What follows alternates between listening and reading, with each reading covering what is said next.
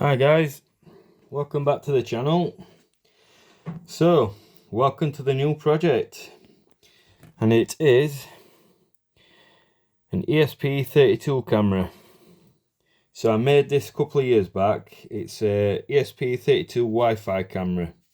Pretty cool actually. For what these cost, they're absolutely brilliant. And so what I made a couple of years ago, unfortunately I've pulled it all apart. I didn't think about the video so much. I just got all giddy and excited and I couldn't wait to get started. But basically, to upload code to the ESP32 Cam, obviously there's no USB connector to put in to upload data to it, to upload code. So I use an ESP32 board, and as you can see, it's got a micro USB. You wire this up and it's perfect for uploading code onto your ESP32 Cam. And I had this all wired up on a breadboard, and it worked perfectly. It just, I had it on the side and it were always under my feet and I were always having to move it about. So I thought, you know what, I've got a soldering iron. I've got a proper workspace now, so it's time to get it soldered up onto a PCB. Or in this case, because the perf boards I'm using are so small, I've decided to do it on two. And if you can see that, yeah. So you see, I've put the resistor in already, because I want a little LED. I'm going to add a couple of bits to make it look a little bit snazzy. I'm going to put an LED on just to show that there's power going to the board. I've got this little switch. And that will allow me to put the board into like programming mode, if you like. So I can upload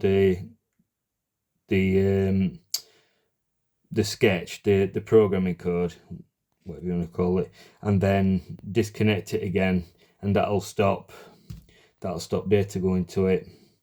And yeah, that's basically all it's going to be. LED. It's a 1K resistor, so it'll be nice and bright. The switch and some wiring for the USB board, the camera, and that's it really. But as you can see, I've soldered in the power rails, so it's got positive and negative power. And I've only done that on one board, so all the wiring is going to come onto this board. I'll put red and black tape on to indicate the positive and negative, which side is which. But I'll also use red and black wires as well for the power and ground, and I'll use probably white and blue, and I think I've got some yellow wiring as well, and I'll use that for the USB for these pins. And yeah, and that's the next little side project. And now I've got my 3D printer fixed, I can make a nice enclosure for this. So I won't be using any plastic tubs I've got lying around.